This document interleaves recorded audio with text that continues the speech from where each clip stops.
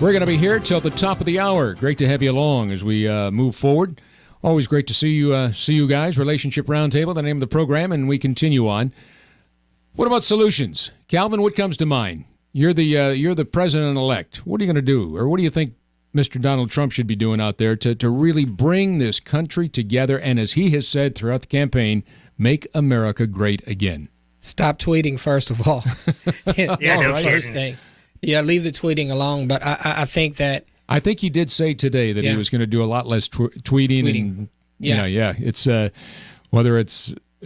Go ahead. I agree.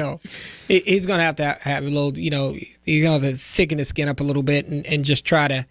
I think try to calm everybody's fears down. I think, the cabinet he's choosing it, but he's kind of picking some of those alt-right people, Breitbart folks, and I think that's a little bit scary for me, but at the same time, he gets to pick people who are loyal to him, and I think that he needs to start there, but he just needs to show compassion for people overall. I think there's been a lot of stuff said during the election. I think he needs to come out and say, hey, look, I'm everybody's president.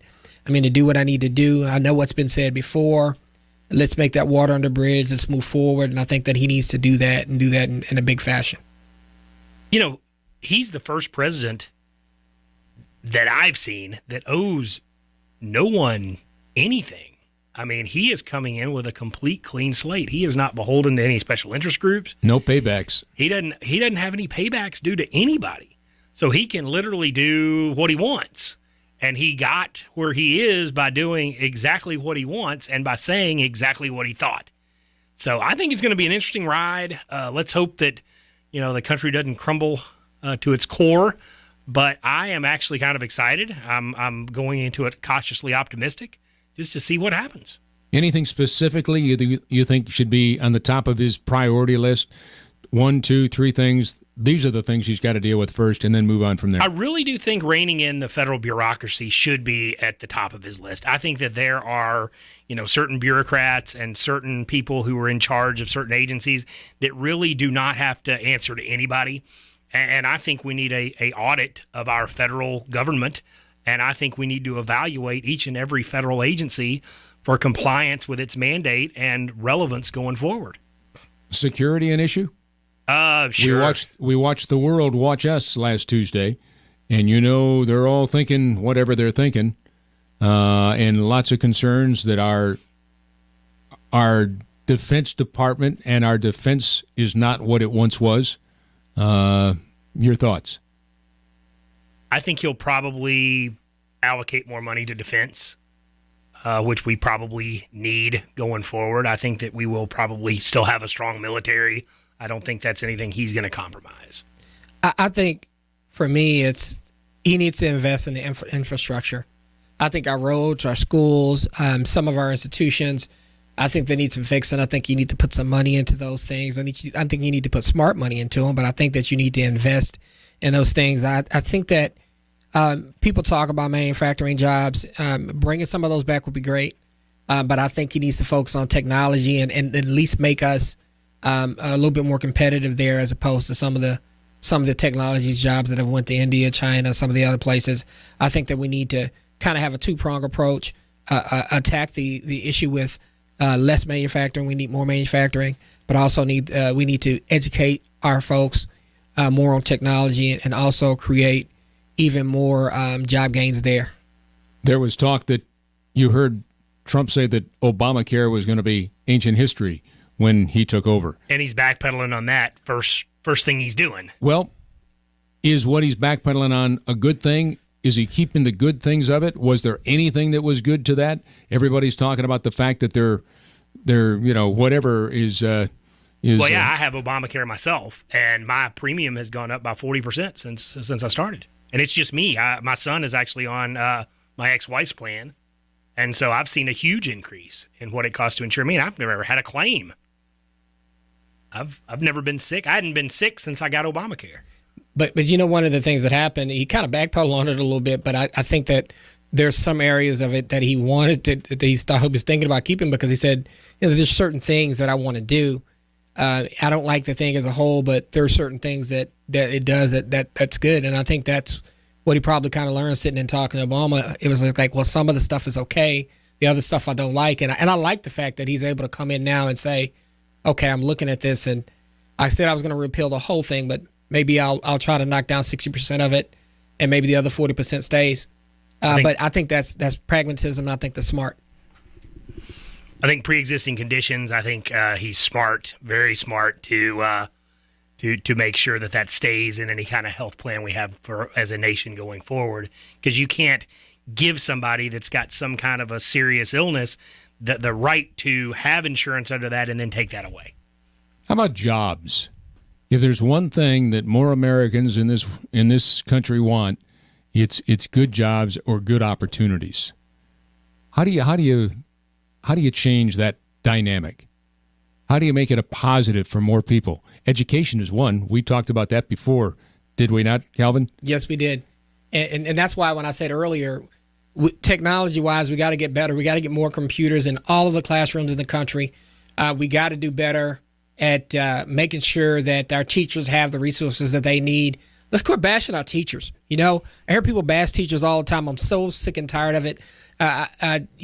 John Thompson once said that, the former coach at Georgetown, send me something and I'll work with it. And so when you start thinking about that, don't send kids to school that don't behave, that won't come to class, that won't do what they're supposed to do. If you send me something, I'll work with it and I'll make it into something that's good. Interesting. Guess what, guys? Dallas Cowboys just won their eighth in a row. That is awesome. It's so much fun to watch the Cowboys again. I grew up, and Calvin and I grew up in the Troy Aikman era, or I was in college when all that started. And it is so cool to enjoy watching the Cowboys again, especially over the Steelers. Yeah. Well, it is kind of ironic because the last time the Cowboys were the winners of 8 straight was 1977. That ties their team record. The last time they won 8 in a row, I think the only time they've ever won 8 in a row. They've won 7 in a row several times under Jimmy and what have you.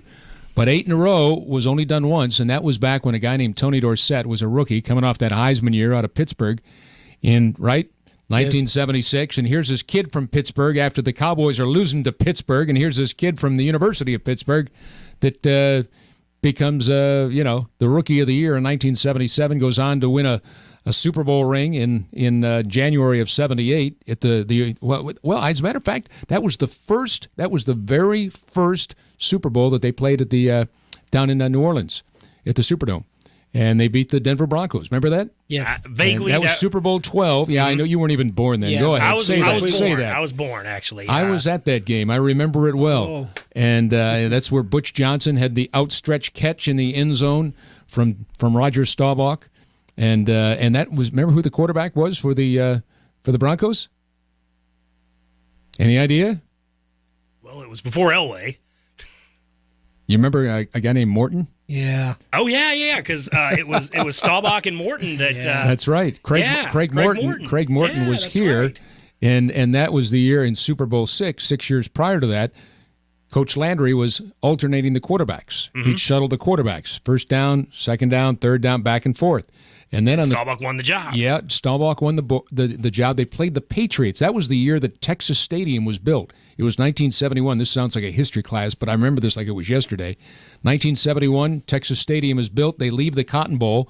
Cowboys are going back and forth. They've got Staubach has come in and been something special. And, of course, Morton had taken over for Don Meredith out of SMU. And now here the Cowboys are really knocking on the door, hoping for good things. What are they going to do? And so they go to Chicago on the 31st, which was Halloween of 1971. And Landry says, Roger, it's your job. Make it happen. And he wins 10 straight, which included Super Bowl 6. And that was the first Cowboys Super Bowl win. They defeated a team by the name of the Miami Dolphins, who the following year went on to have the only perfect season in the history of the NFL. Yeah. That's right. Way too much information, guys. No, that was great. And then, of course, the next year... Craig Morton got sent to the Giants and then ended up in Denver. Of course, then the next year, Super Bowl 13, who we play. Yeah, that's right. Yeah. We didn't come out quite as good in that one. No, that's true. That's but all right. in 13, we played the Steelers. Yeah. That's the first Super Bowl I remember. Yeah. I was 5 years old or so at the time, and that's the first Super Bowl that I remember because my dad was such a huge Dallas fan, and That's just one of my That's earliest something. memories. That was the Jackie Smith pass, right? Yeah. Yeah, I remember that. I remember because that's when I knew I had to be a Cowboy fan because, like I said, Uncle Mike and Uncle Albert and my grandfather hit the floor when he dropped that pass. And I said, "What Well, I happened?" tell you, in it- unison. You know, it's so sad. All these, I mean, for Pete's sake, that's almost 40 years ago. And here we are talking about, this poor guy that dropped the football, and it defined his career. It really good shouldn't player, too. define his He was a really career good player, because too. he was an incredible player. Yeah, So it's unfair that it defines his career, but that's what we remember most. yeah. Yeah, it's And how then it goes. Staubach retired 1979, 79, so the next year. 79. Yeah. But I tell you, I'm happy as a Cowboy fan. I tell you, I look and I look at this and I got so encouraged 2 years ago when DeMarco was here and then Dez and Romo. I was so encouraged by what I was seeing because I felt like that was going to go on a while. And somehow we ended up back here where we have two young guys running this thing, and you still got Dez over there, and he did great today. I think that's going to be required. I mean, he's just going to have to play well for us to go as far as we can go. But if you get all three of those guys playing well, man, they're in trouble. And Elliott right up The the rest of the gut teams are in trouble. with the game winner. Yeah, with the game winner, and that's big, and that's what I always talk about. If you're gonna give me a run, I don't believe that you can win with just any running back. Give me a real man out there that can run the ball. Give me a guy that runs like a man, and Zeke runs like a man with speed.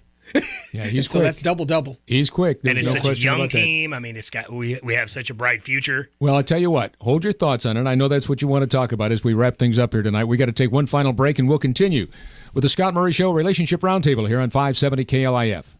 Hey, did you know that the biggest investment most people will make in their life